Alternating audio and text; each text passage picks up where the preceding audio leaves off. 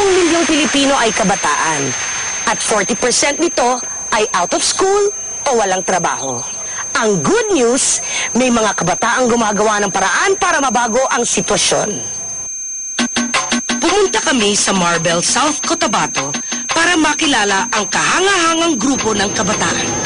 Naging second to the last the ranking ng most illiterate region yung South Cotabato in the year 2004. Kaya naman si Mark Agana ay namuno sa pagtatag ng Ate Kuya Tutorial Program noong 2004 sa tulong ng iba pang estudyante ng Notre Dame University. Nakita ko yung passion niya, of course, sa volunteerism. Kasi nga, hindi naman lahat kaya talagang mag-commit. Humigit kumulang sa 200 ang graduate ng tutorial program at 60% sa mga ito ay nasa koleyo on full scholarship. Kung wala yung talagang pagtuturo nila sa amin na supplemental na tutorial program, hindi ako makakapasok dito sa university. Sa ngayon, may 105 active volunteer ang TYG. Sa dami ng proyekto, lahat na ng klase ng fundraising ay naisip nila. Harana para sa special person, marriage booth, at iba pang mga pakulo. Anumang kinikita ay nakalaan para sa pagtuturo sa mga liblib na pook. Gaya ng bulubunduking lugar ng Barangay Affleck. Dadalawa ang classroom nito. Walang regular na klase at permanenteng teacher. I-review nila yung mga out of the school group para prepare sila for the incoming INE exam. Pag napasa nila yung exam na yun, corresponding yun yung degree sa high school. Maraming dumadating para sa tutorial. Iba't iba ang mga edad. Kitang-kita ang kanilang kasabikan na matuto. Itong mga volunteers na to, hindi naman sila mayayaman eh. Mula din sila sa ordinaryong pamilya. Yung binibigay nila, una-una is pag-asa sa public high school students na kahit pa nga mahirap ka, may pag-asa ka pa rin makapagtapos sa kolehiyo, may pag-asa ka pa rin na matupad yung mga pangarap mo. Kung pwede lang at may kakayahan akong magbigay ng scholarship at pag-aralin lahat ng mga deserving na estudyante, hindi nila kayang pumasok ng kolehiyo. Pag-aaralin ko sila, education ay yung pinaka-solusyon para sa kanila na magkaroon ng mabuting buhay, maging mabuting Pilipino. Yan si Mark Agana, isang karaniwang bayani sa hanay ng mga kabataan.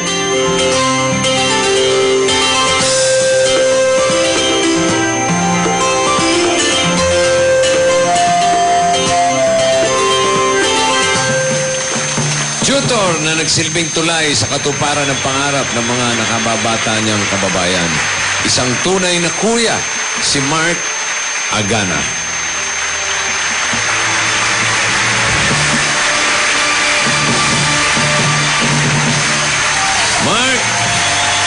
Mark Aiden Agana, isang EB hero. May tanong lang ako, Mark. Bakit mo naisipang simulan yung Ate Kuya tutorial program? Ano naging inspirasyon mo? Ako kasi graduate ako sa isang public high school sa South Cotabato. At naranasan ko na at napag-alaman ko na maraming gumagraduate sa high school na hindi nakapagtutuloy sa kolehiyo. So, yun. Pero sila ay may kakayahan at may kaalaman upang ipagpatuloy at abutin ang kanilang mga pangarap. So, yun. Yung inspirasyon, dun ko nakuha yung inspirasyon upang ipagpatuloy or gawin tong tutorial program para sa mga academically gifted but financially marginalized student ng South Cotabato. Maraming ganun dito sa bansa. Kumbaga sa sports, nandun yung talent, kulang na sa break, kulang na sa practice. Kulang sa trainer. Yun ang pinag-aabalahan ni Mark. So sa mga hindi nakakaalam, sa Ate Kuya tutorial program, nire-review ng grupo ni Mark ang mga batang walang kakayahang patuloy ng pag-aaral bilang paghahanda sa mga entrance exam. Sa ganitong paraan, lumalaki yung chance nila na makapasa sa college ng merong scholarship. At mula sa Ate Kuya tutorial program, nabuo naman yung Tinalak Youth Group. di ba? Tinalak yun. Ano ibig sabihin ng tinalak? Yung tinalak is isang cloth na winiweave ng mga Tiboli, natives ng Tiboli. Yun. So, parang naging simbolo siya ng region, ay ng probinsya. Famous yun na cloth. Kaya, yung aming programa, yung scope niya is South Cotabato. So, tinawag namin yung grupo na Tinalak Youth Group. At itong Tinalak Youth Group, ano mga proyekto nyo ngayon para makatulong sa kapwa nyo kabataan? Nagsimula kami na gumawa ng tutorial program. Ito ay tutorial na kung saan mga estudyante, mga college student, nag-volunteer ng kanilang whole day Saturday for tutoring yung mga public high school student na participant namin. So yun, academic tutorial program. Tapos meron din kaming CLP, Computer Literacy Program. Suportado ito ng provincial government ng South Cotabato. Sila nagpo-provide ng computers. Kami yung at venue, kami yung nag-tutor sa mga batang hindi nakapag ng computer literacy program. Mahirap kasi yun lalo pagka mga remote yung mga areas. Anyway, dala mo at ng mga kasama mo sa Tinalak Youth Group ang pag-asa para sa mga kabataan sa South Cotabato na may pangarap makapagtapos ng pag-aaral. At para siguradong maipagpatuloy ninyo ang inyong magandang gawain, pagtulong sa maraming batang nais makapag-aral, tanggapin nyo ang mga regalo ng Eat Bulaga para sa inyo. Una na dyan ang ating regalo, mga review books, mga reviewers para sa high school at college entrance exams.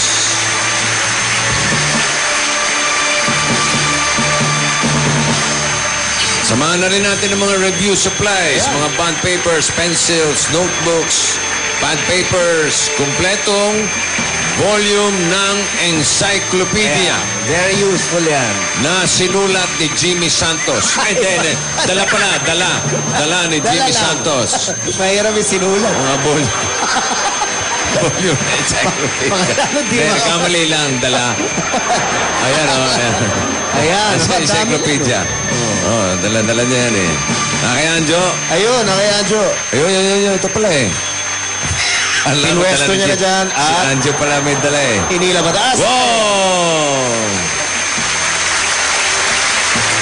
Eto pa, di ba tapos ang lahat ha? Tatanggap din ng Tinalak Youth Group ng 2 desktop computers na may kasama pang printers at mga spare ink. Oh. Ganda oh. At nabanggit kasi ni Mark noon na may mga bata silang tinuturuan na hindi pa nakakahawak ng computer. So ito, malaking tulong ito para sa inyo at sa mga batang inyong tinutulungan. Ano ba yun? Mark, Vic, sandali. Oh, Merong tumawag magkikwento kami dito parang... kasi merong tumawag, gusto makipag-usap kay Mark. ayan o. Sino ba yan? Sige, sagutin mo. Hello po, sino po to? Hindi pala kilala. Ay, Sino ba yan? Mawang. Si nanay pala. Kamusta po? Hello, anak. Kamusta ka na? Okay lang naman po. Oo. Kamusta po Nag-pray kami sa iyo, anak. Salamat. Parang Hello? malapit yung boses. Yan po, narinig ko po. Ay. Narinig mo ba ako? Oo po. Nandito lang pala kayo eh. Si nanay naman. Nandito kayo. Nay, ito si Mama Ruth. At kasama ang kapatid niya, si Ate Alpha.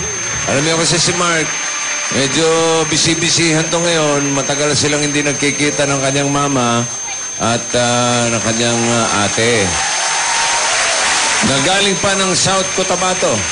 Galing pa kayo ng South Cotabato. Opo.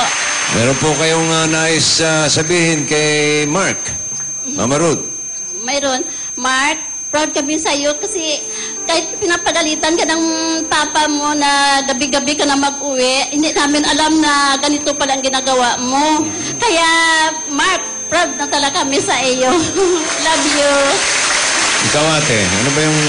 Ano may dala ka dyan? Meron akong dala para ho sa kanya, galing ho to sa father namin. Ano po yan? Babasahin ko na lang sa kanya. Sulat ni tatay? Opo. Asa ba si tatay? Nasa bahay po. Sa bahay. Nanonood Okay. sila ngayon. Sige. Ito yung sulat niya sa'yo. B-boy, Please be thankful to God for your achievements. You may continue what you had started and be a good leader. Thank you to the DOST, to GMA7, Itbulaga, Hero Segment. You make us proud dahil napatunayan mo ang iyong kakayahan at nakuha mo ang gusto mong makamit sa buhay mo. Alagaan mo ang iyong sarili at pagpatuloy mong maganda mong nasimulan.